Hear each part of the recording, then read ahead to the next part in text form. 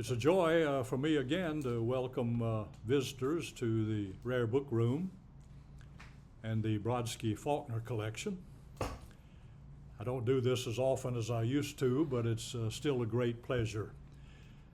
We have with us this afternoon a visiting scholar from Japan, a visiting scholar from China, another visitor from Japan, and a former student of mine and also a Faulkner scholar. So it's a good group, and we'll have fun looking at the materials, and after I give you a brief introduction to the room and the collection, I'll share with you some of the materials that we have for exhibit. I first met L.D. Brodsky in 1978. A student in one of my night classes had told me about the Faulkner collector who lived in his hometown, Farmington, Missouri, which is about an hour and a half from Cape Girardeau. And so I arranged a visit to meet Mr. Brodsky, and we very quickly struck up a friendship. We had a lot in common, of course. We're both poets, both love Faulkner.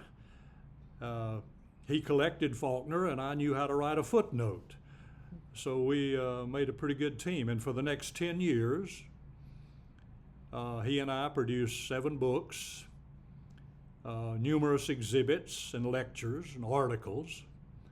For those 10 years, I had almost exclusive use of this private collection that belonged to L.D. Brodsky, a native of St. Louis, then living in Farmington, Missouri. I would travel to Farmington, I would travel to St. Louis, he would travel to Cape Girardeau. We worked in all of those places as we made the books, prepared the exhibits, and did the articles for various journals. After 10 years, L.D. decided to place his collection here at Southeast Missouri. Other institutions wanted the collection, but he wanted to keep it in his native state of Missouri. He and I, by that time, had a long friendship, and so he agreed to allow Southeast to acquire the collection. You can imagine my thrill as we moved all of the collection into this room, uncrated the boxes, shelved the books, laid out exhibits. Very exciting time. And that was 10 years into the, but I joke with LD because for 10 years, as I said, I had pretty much exclusive access to the collection. No other scholars were being allowed much to use the materials or even see them. Of course, after we put the material here and created the Center for Faulkner Studies, then the collection was open to the world. So you folks can come and use it, do your research. When we did the first exhibit here in 1979, LD was sort of flying under the radar. Not a lot of people knew that he was a Faulkner collector. And we did that first exhibit, and he said, "You blew my cover," because the exhibit was written up in the St. Louis Post-Dispatch, the Los Angeles Times, New York Times. Everybody now knew about the collection. "You blew my cover," he said. Well, 10 years later, when he moved the materials into this room, I said, "You blew my cover," because now other people can use the collection, not just me alone. The collection is one of 4 major Faulkner collections in the world. The other 3 are at the University of Mississippi, in Faulkner's hometown, the University of Virginia, where Faulkner lived in Charlottesville toward the end of his life, and where he was a resident writer in residence, and the University of Texas, which over the years at the Ransom Center there has built up quite a Faulkner collection. There are other smaller collections. New York Public Library, Yale, Berg Library, other New Orleans, at Tulane. Other schools and institutions have smaller collections, but there are 4 major ones. And we're privileged to be one of those 4. Each collection is unique. What we have, they don't have. What they have, we don't have. Virginia has more manuscripts than anybody else. We have more movie scripts than anybody else. Ole Miss has more early poetry than anybody else. Texas has early correspondence, manuscripts. So if you're a serious Faulkner scholar, as I tried to be for 50 years, you probably will wind up traveling to all 4 of those places, or at least being in touch with those places. Much of the material now is available online, or they will provide you with copies. So you might not have to physically travel there, but you have to know about those collections as well. This collection, as I said, one of 4 major collections. Our strength is movie scripts, mostly from the 1940s, early poetry, manuscripts, more signed books than any other, signed by Faulkner, than any other collection, late letters, and photographs. We may have the largest collection of Faulkner photographs of any of the other collections. But anyway, as I said, each collection has its strength and each has its weakness. But you need to know about or use all 4 of those if you're a serious Faulkner researcher.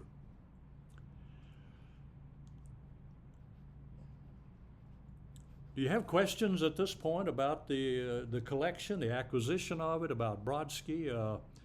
I'll just do this brief introduction and then we'll move on and I'll share with you some of the materials in the collection. You mentioned that the science books of the Faulkner in your introduction lecture now. The science books? Science books. What's the kind of the science books it is?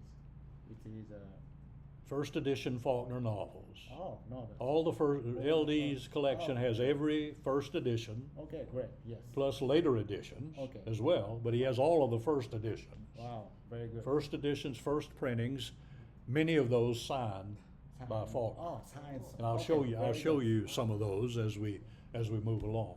Okay. When I met LD, he was principally a book collector. Mm-hmm.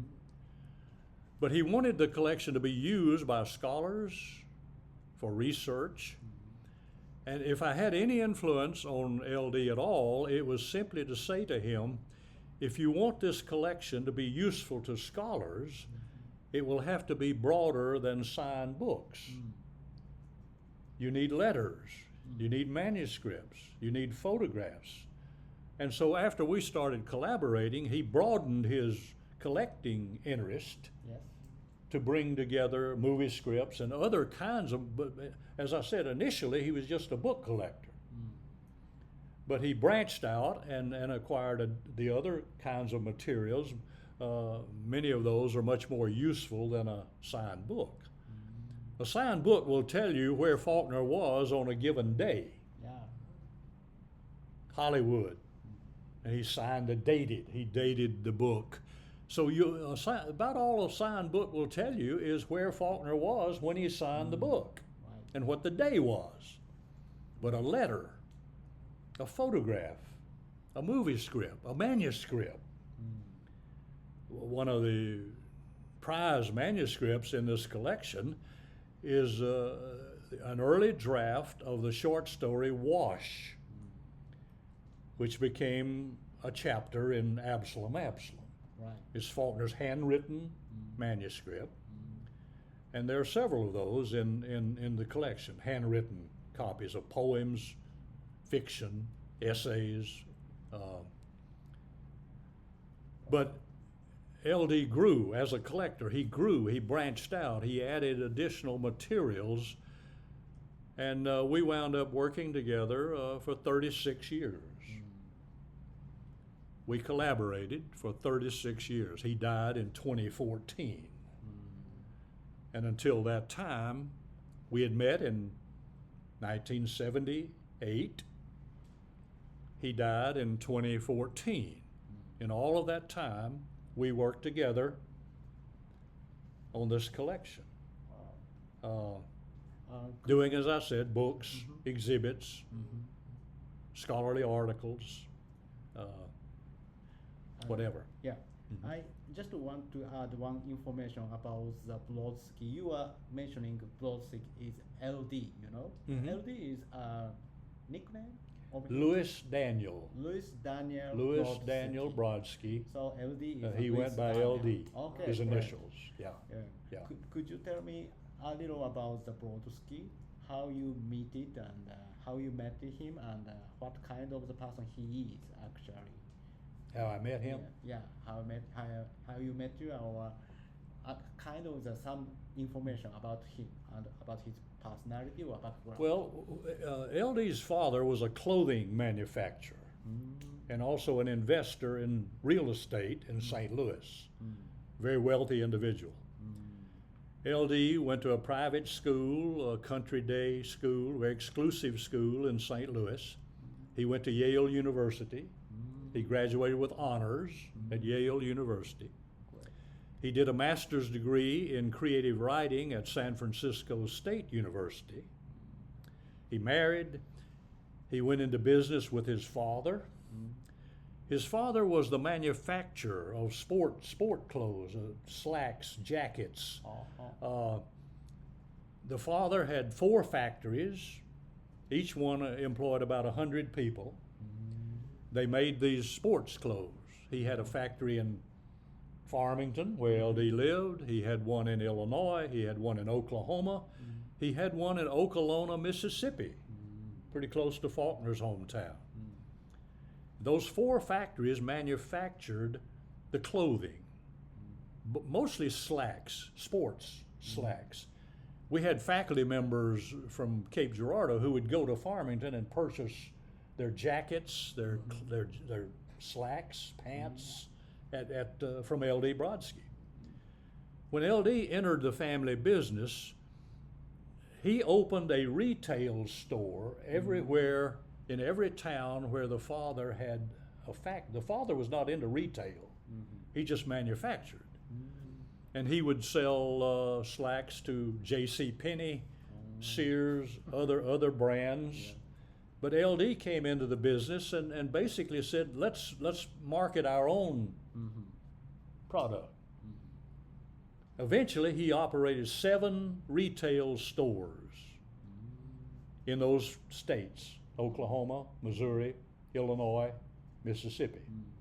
Everywhere there was a factory, he would open a retail store.